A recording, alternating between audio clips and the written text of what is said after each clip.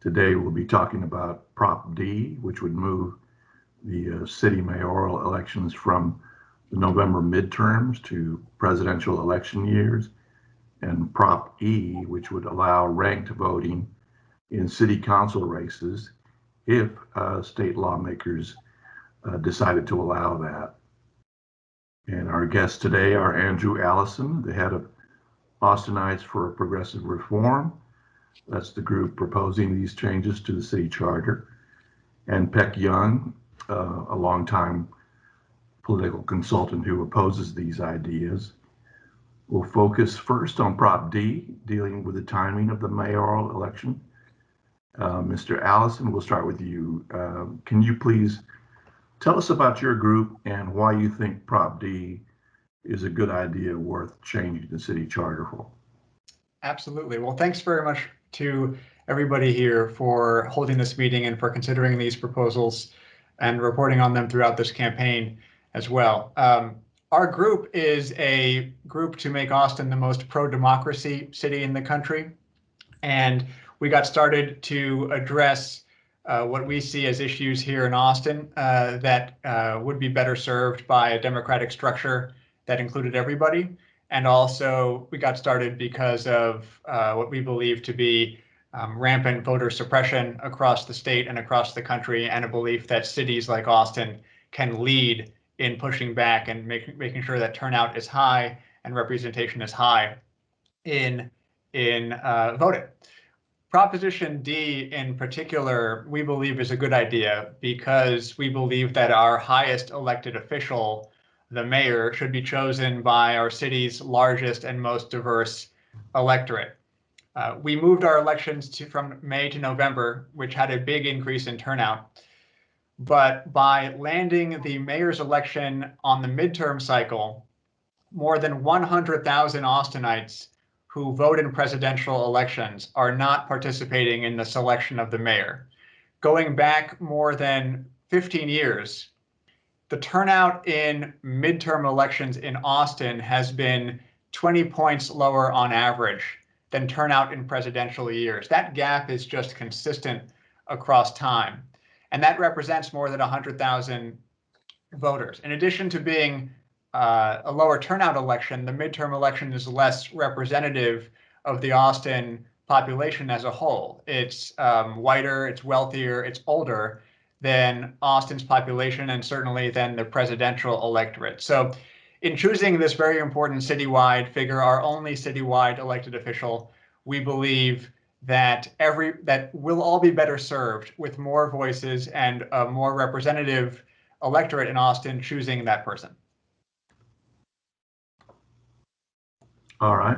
And Mr. Young, you were involved with the last major reform to city elections about a decade ago, and that changed the city council from 7 members elected citywide to the 10-to-1 system we have now, and in which the mayor is elected citywide.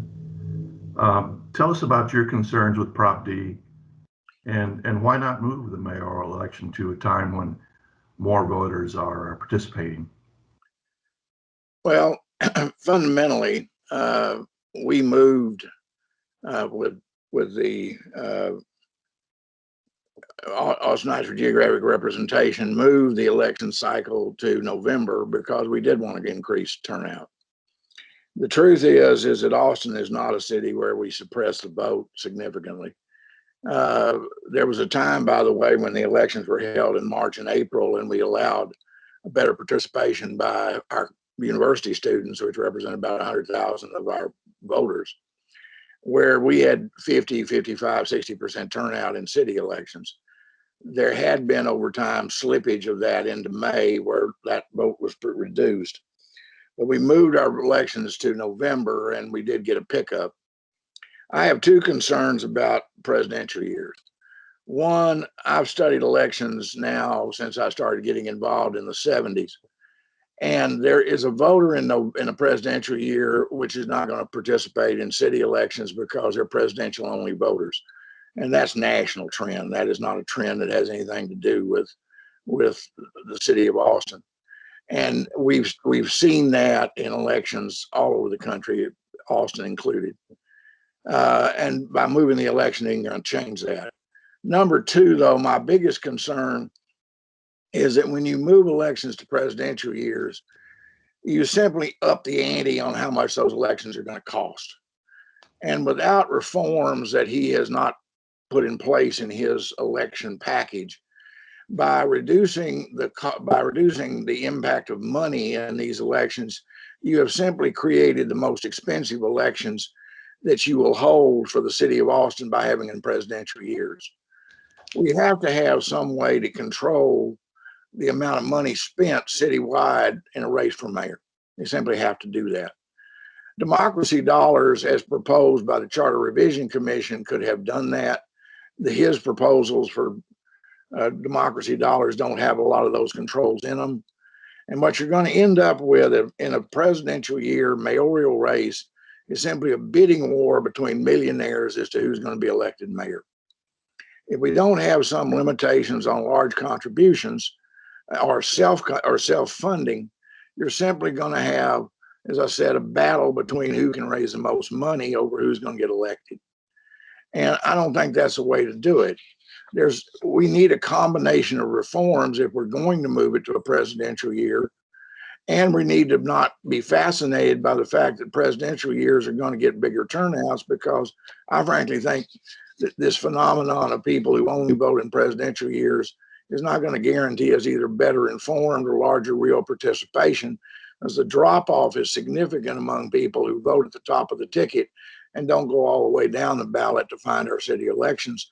It's just going to up the ante, while political consultants have to inform everybody who could vote, but they're not informing everybody who will vote.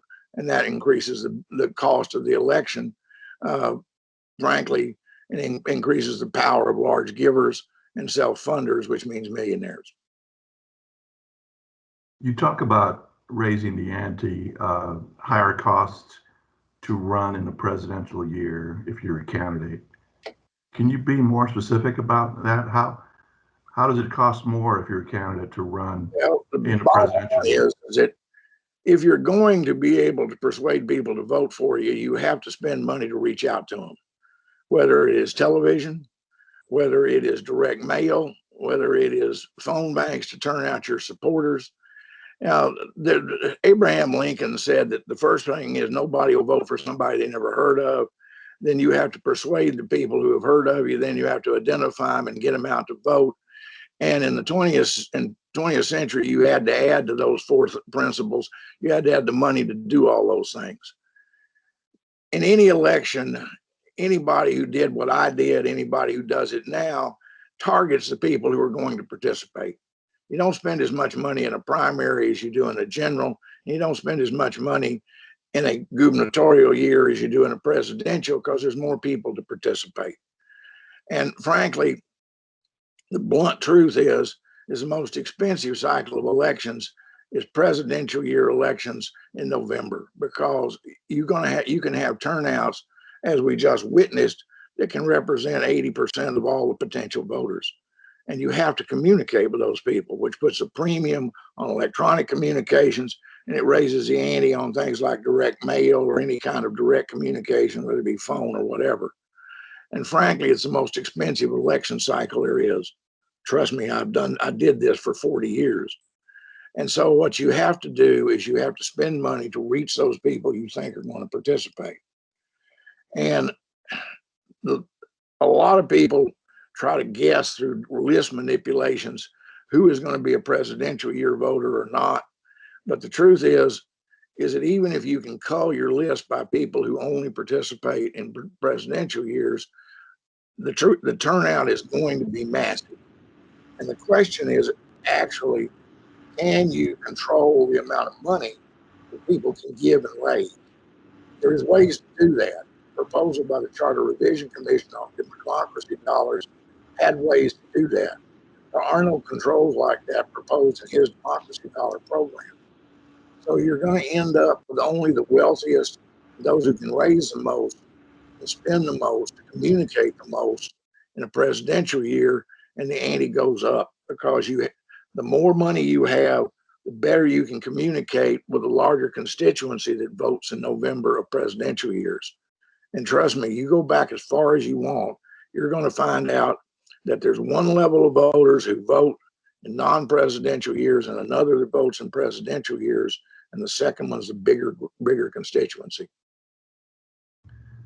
Mr. Allison, I'll give you a chance to respond to those concerns, particularly about raising the ante on costs to run. Thank you very much. And I have a great deal of respect for you, Peck, and particularly what you did in 2012, which I think was a great set of democracy reforms. On this particular point, though, I think we need to follow the data here. And I think we can't have campaign strategy drive the decisions we make about our democracy and who can vote and when they should vote. In terms of there being people who come out to vote in presidential years and not in midterm years, could not agree more. And that's exactly the point of Proposition D. And there's ballot drop-off in all elections. If you look at the midterm years, it's a long ballot with federal, state, House, judicial races. It's the same long ballot in presidential years. You see drop-off in both. If you go back and look at the last two elections, you'll still see that despite that drop-off, more people voted in the Prop A and B elections in November 2020 than voted in the mayoral election on that ballot line in November 2018. So you just have a much larger group of people voting in presidentials. You still experience some drop-off on both ballots.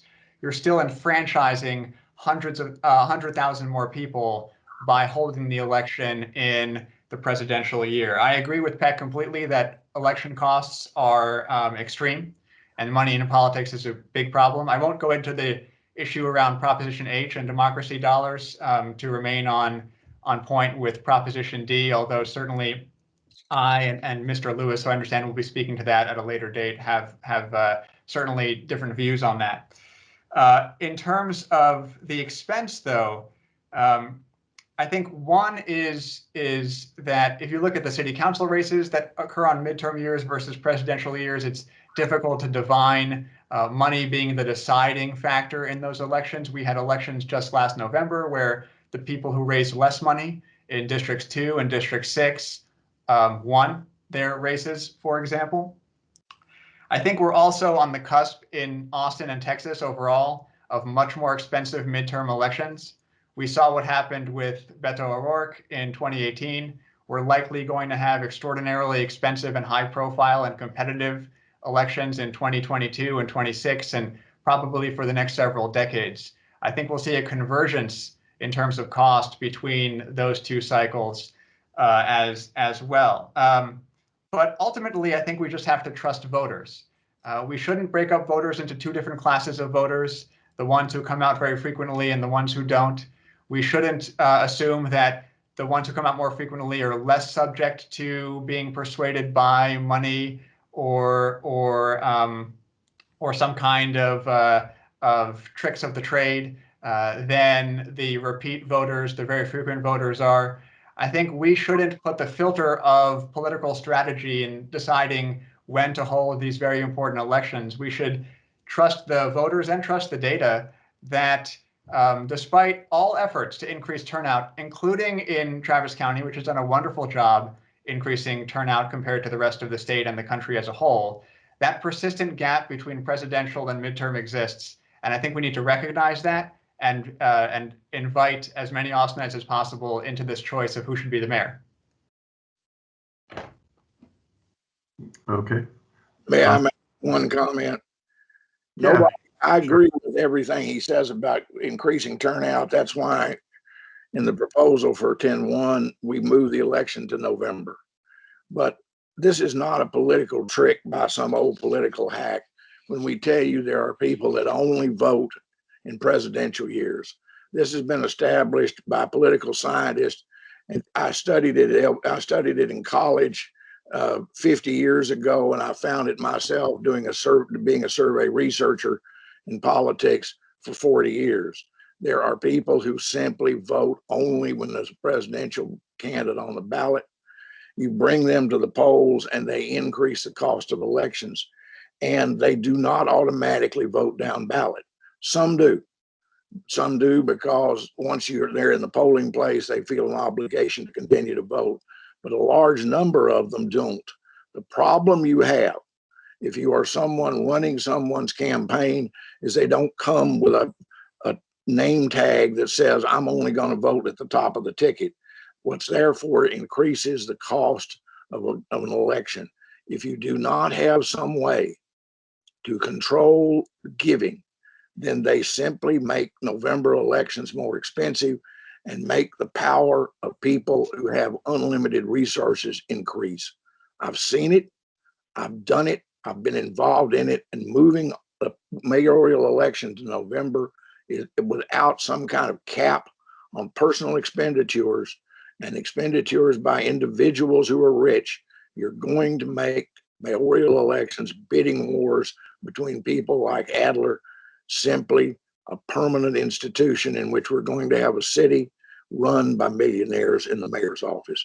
No matter what system we eventually choose for what the mayor's powers are, the individual is going to be rich. Before we move on to Prop B, I wanted to see if other board members had questions here. I mean, I did want to jump in with a question about the fact that the goal, of course, with Prop D is to reach the most voters, but we are looking at voting on it in May, where we have precious few voters. Hopefully, we will see a good turnout because of these propositions, but certainly nowhere near the November turnout that we see. So, Mr. Allison, could you kind of address the timing of these propositions? Absolutely, and I appreciate you bringing this up. It's unfortunate, to say the least, that we have to hold this election in May. It's not our preference. We would have liked to have held this election last November with the high turnout of the presidential. And the reason why we couldn't, no one could actually, by state law. There's a state law that says that cities may not amend their charters more frequently than once every 2 years. And specifically, that state law means 730 days. And the reason I bring up the number of days is because we last held a charter election on November 6th, 2018. And the presidential election was November 3rd, 2020. So 727 days separated the two, and charter elections were forbidden on last November's ballot per state law. So then the next available election is May. And there are 3 reasons, I'll run through them quickly, for why the May election seemed like what we had to do. Number 1 is we are beginning to redistrict here in Austin on the city council. And as you know, one of our propositions involves the addition of a council district. So we believed that timing this election and this addition of a district with that process would avoid a costly mid-decade redistricting if we were to add districts later, and would also avoid the confusion that would come with that. Number 2 is if we did not have this election in May, then, for example, with Prop D, we wouldn't hold the first mayoral presidential election combination until 2028. And that would mean the better half of more than half the decade going through without this reform, without including more voters in the choice of mayor through several election cycles during a critical period in Austin's growth. And other reforms as well that are on the ballot would not go into effect until 2026 or later. So the timing of this election was the choice between the reforms going into effect in 22 or 26 or later. And I can explain each one how that would have worked. But finally, that 2-year rule, of course, is an ongoing challenge, the 2-year restriction, because there are other charter amendments on the ballot. The firefighters brought their charter amendment, and then the city added Proposition C. If we weren't on the ballot and either of those propositions were to pass, then a charter amendment election in 2022 would become illegal. We would have to wait until May of 2023 to hold the next one. And if we didn't hold it in May of 2023, then someone else might go and we might be off the ballot in 2024 again. It's this unfortunate state law. In our opinion, the state law should call for these elections to be on November of even numbered years. And that would be a much better way to handle this. But the way the state law works right now, it creates these narrow windows where petition campaigns like ours must rush in and seize the opportunity. Otherwise, the door may close because someone else goes first.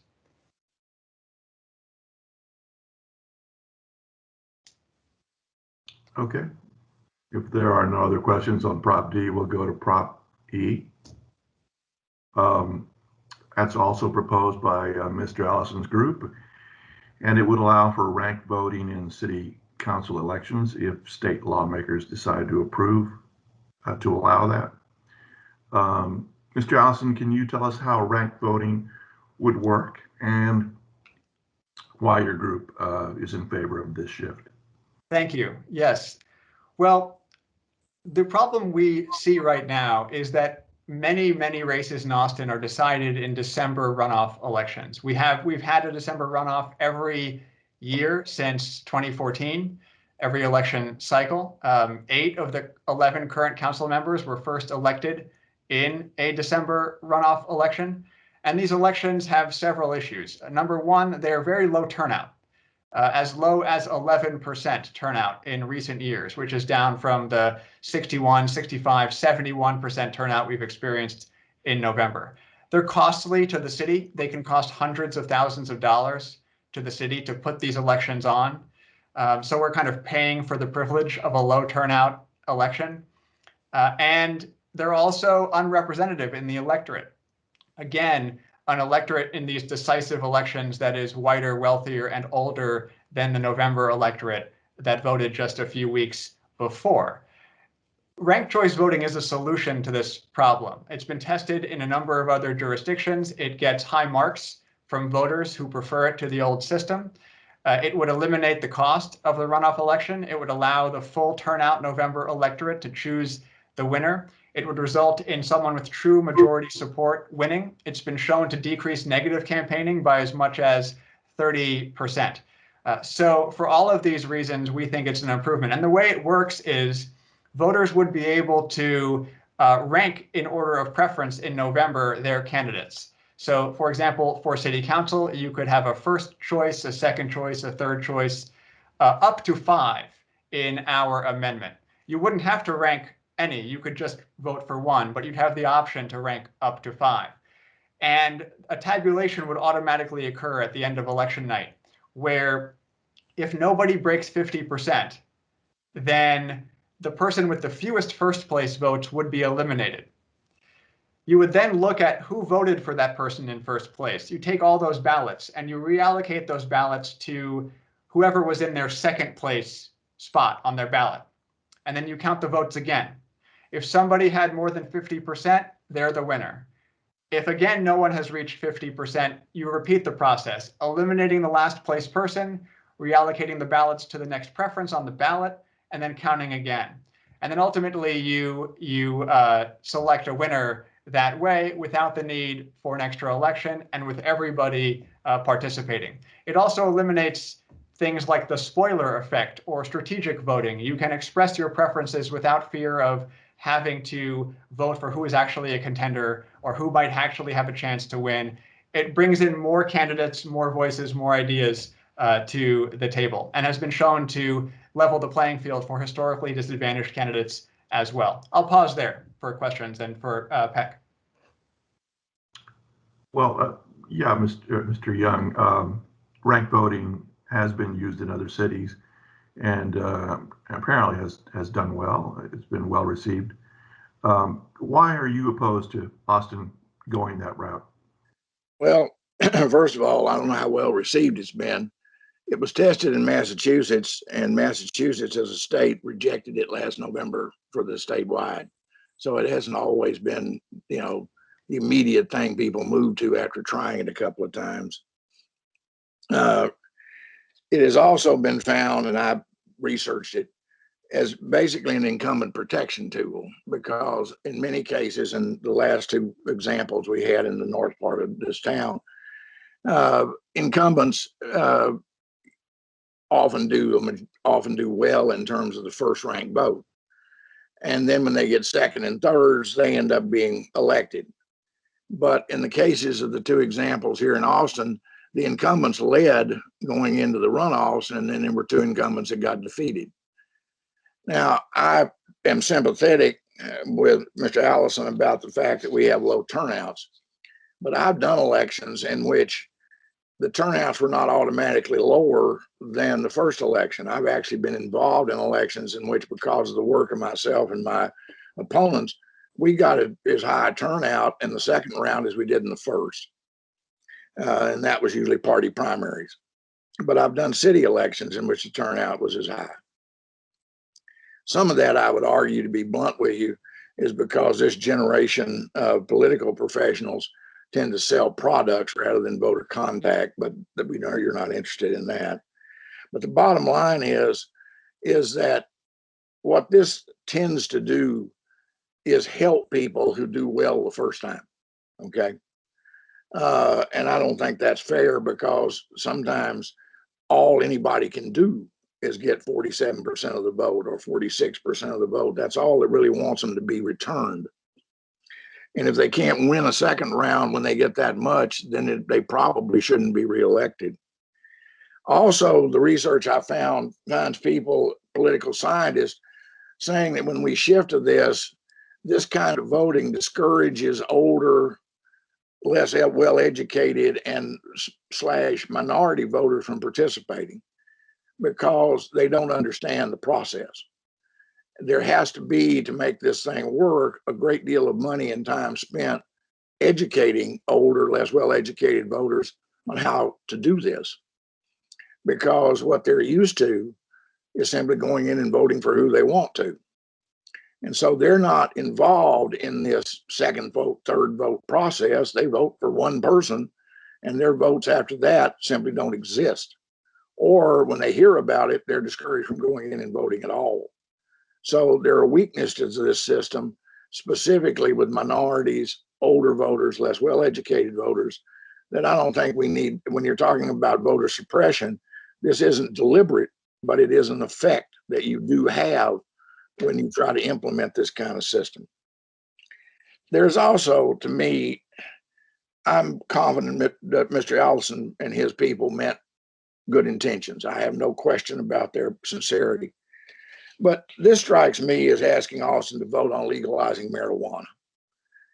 I have an AG's opinion in front of me that states as strongly as I've ever seen an AG's opinion that this is illegal in Texas unless it is, and home rule cities cannot, like Austin, cannot adopt it unless the legislature takes action. Now, if the legislature permits this, I have no problem with this being considered by the city council or by the citizens, but this is not legal. And why we're going through this exercise on something that is not going to be implemented, I'm not quite sure. Because when we have a legislature that wants to suppress people's right to vote, why we think they're going to give us permission to implement this is beyond me. And frankly, I'm not much in favor of wasting voters' time trying to implement something which is black letter law, not going to ever be done, and is, in the opinion of the Attorney General, a violation of state statute, no matter how good you may think it is. And there's a lot of things, including legalizing marijuana, that I think are a good idea. But going through the exercise of saying we like it doesn't change the fact that it will never be implemented, at least until the legislature takes action to make it legal. So that's my point. Mr. Allison, are there lessons that Austin should learn from experiences in other cities with ranked voting? Yes, I think so. And on those points, the Massachusetts election last year, Massachusetts had not used ranked choice voting before. They were voting to adopt it in the first place. In Cambridge, Massachusetts, which uses it for city elections, they've had it in place for going on 80 years. But the state had never used it before. So that was sort of a case of first impression. There were 7 other elections for ranked choice last year outside of Massachusetts in which ranked choice won in each of the 7. And in Burlington, Vermont, which was a city where they used ranked choice about 10 years ago, they stopped using it. They voted earlier this spring to bring it back by a vote of about 2 to 1. They missed it and they wanted to go back to it. There is no data that I'm aware of that suggests that older or disadvantaged communities have greater difficulty in ranked choice voting. In fact, what we're talking about is a system that we have today where underrepresented groups don't vote at the same degree in the decisive elections. So this would bring more voters who are typically underrepresented into the voting pool that aren't voting in the current system at all. The data does suggest that 90% of voters find ranked choice voting either quite simple or fairly simple, according to polls. That's and that's a poll that's been repeated in multiple cities, 89%, 90% in multiple cities. I can provide the research on that if the group would like. And I do think it's a bipartisan issue. I do think there's reason for optimism that if we require the state legislature to clarify the law, and I think there's different opinions about whether we do, but if we do, then we can look to the fact that Utah, in 2018, the Utah legislature passed a bill called a local options bill to allow its cities to use ranked choice voting. That was a bipartisan bill and, of course, passed through the very conservative Utah legislature. And, of course, the people of Alaska voted to adopt ranked choice voting on the same day that the people of Massachusetts decided not to. So it's a bipartisan issue because it does certainly bring about more higher and diverse turnout, which is clearly a Democratic priority. It also saves money in city budgets, which is a priority we know in the state legislature among Republicans. And what about the argument that, why vote on this now if the legislature hasn't approved it yet? Well, I appreciate that. And there are a couple of reasons why. That 20-year-old opinion is just that. It is an opinion. The election code is silent on the matter. And so that is the only document that exists, and it's a non-binding document that indicates that suggests that it may be illegal. A court has never ruled on the issue. The legislature certainly hasn't clarified it. But let's assume that that it is inconsistent with state law for the purpose of the question and the argument. This, we believe, would advance the conversation. It would do two things. One is whenever the state law gets clarified, Austin will need to pass an amendment to the charter in order to implement ranked choice voting. This can't be done by ordinance. So we're saying, let's pass this now. And there's no question that our amendment itself is legal because it takes into account the question of state law within the text of the amendment. So we're saying, let's pass this now. Let's be ready for that clarification when it occurs. And we believe that everything doesn't exist until it does. And we can play a role, have some agency in bringing about that conversation, in demonstrating local demand, and in saying that we are ready for a system that is pure common sense. And if we act on this, we believe we'll bring about that end result even sooner. Any other questions from the board on Prop E?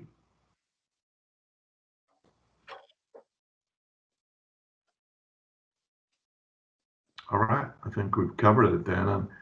Unless either of you or both of you wanted to make a final point, if we could just do it briefly, if you'd like. Let me make just one quick point about the AG's ruling. Mr.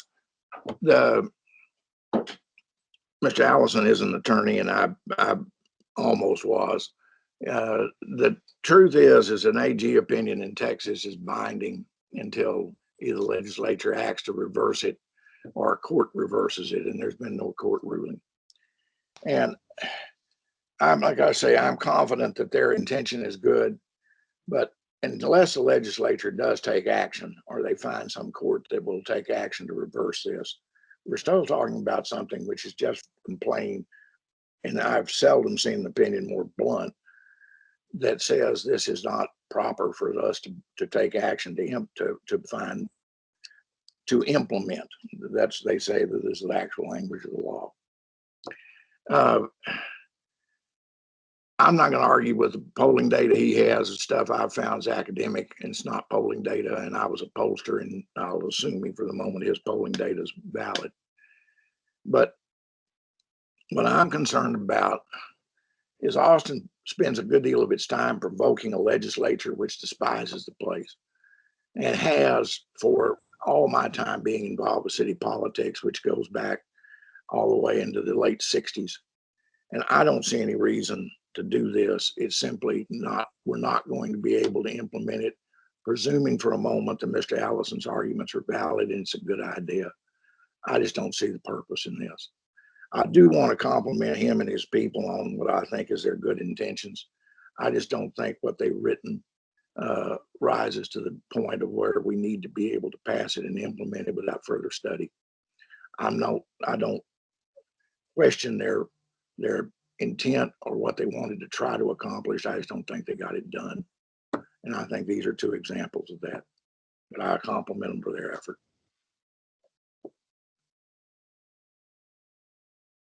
Anything else to add, Mr. Allison?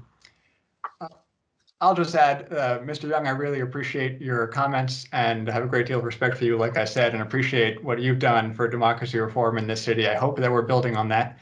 I think that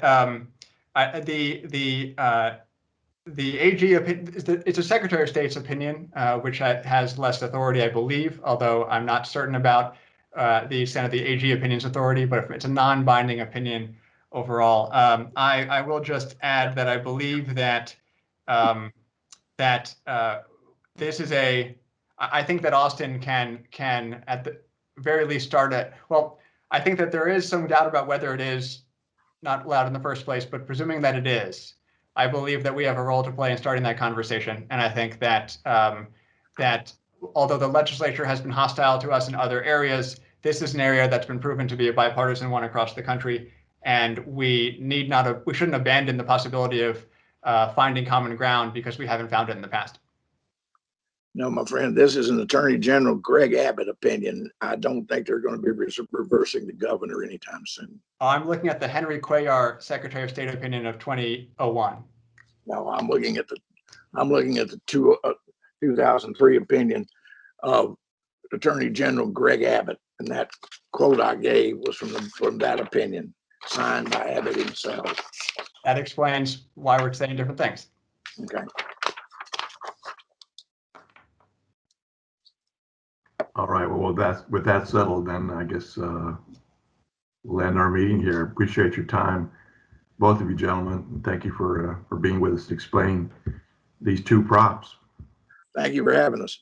Thank you. Yeah, all. thank you for your participation. It's very helpful. Appreciate it. Thank you. Thank you.